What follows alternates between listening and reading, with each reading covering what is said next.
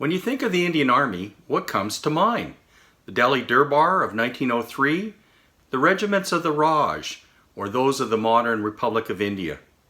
I don't think there is a 19th or 20th century conflict where you couldn't find Indian troops participating. Think the Northwest Frontier, Sudan, the Boer Wars, or World War I and World War II. Then, imagining them as a theme or central focus of your collection. Hi everyone, and welcome back to another episode of Scott's Soldiers. And today I want to look at the Indian soldiers that I have. Almost every maker has bowed before the history of the Indian Army and done a figure or more. Think of William Britton's King and Country, Beau Geste, and replica metal soldiers, to name only a few. I know I often say I don't do this or that. Well, I don't consciously collect Indian Army figures, but looking at my inventory, I found I have a very small number and I like them. So let's dive into what's there and see if you agree on having these figures in your collection.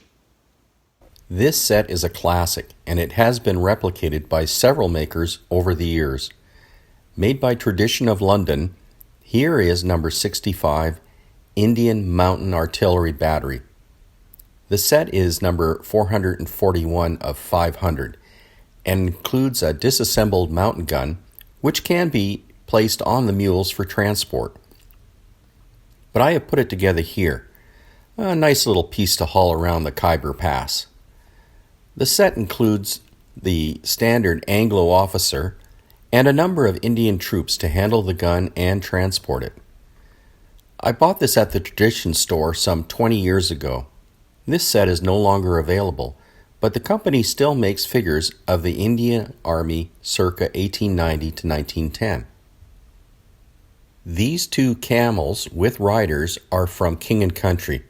They are Skinner's Horse Camel Squadron, number SH1, and Bikaner Camel Corps, number BC1.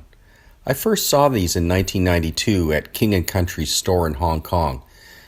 King and Country made a number of other Indian camel riders of other regiments, and these are part of the earlier history of the company when it made gloss figures, which sadly is no more.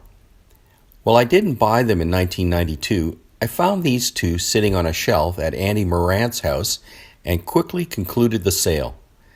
King and Country has more recently made Indian Army figures of Skinner's Horse under its ceremonials category, but it seems like a lost opportunity to have not expanded this range to include other Indian regiments. I showed you these band figures in episode 12. They are plaster terracotta figures of unknown provenance. I purchased these some 35 years ago. Now they are decidedly quirky, but in my opinion, of Indian origin. They could represent any number of regiments or branch of the Indian Armed Forces. One of the things that I do like about this band set or these sets is how expressive the faces are and how well painted they are. It looks like they really used a fine brush there. And the very fine wire that was used to make the instruments. You get an idea of just how delicate these are. This figure was made by Nicholson Miniatures, an American firm, and again I'd like to point out the detail and colors of the uniform.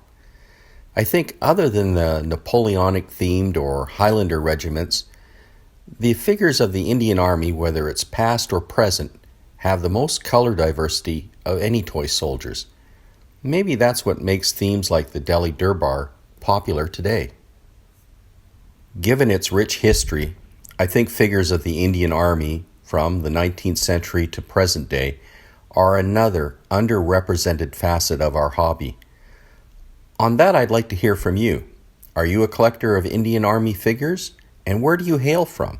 South Asia, Europe, North America? And what drives your collection? Is it a personal connection to South Asia or the Indian Army? Thank you for watching, and if you liked what you saw, please hit the like or subscribe buttons. Until next time, keep collecting.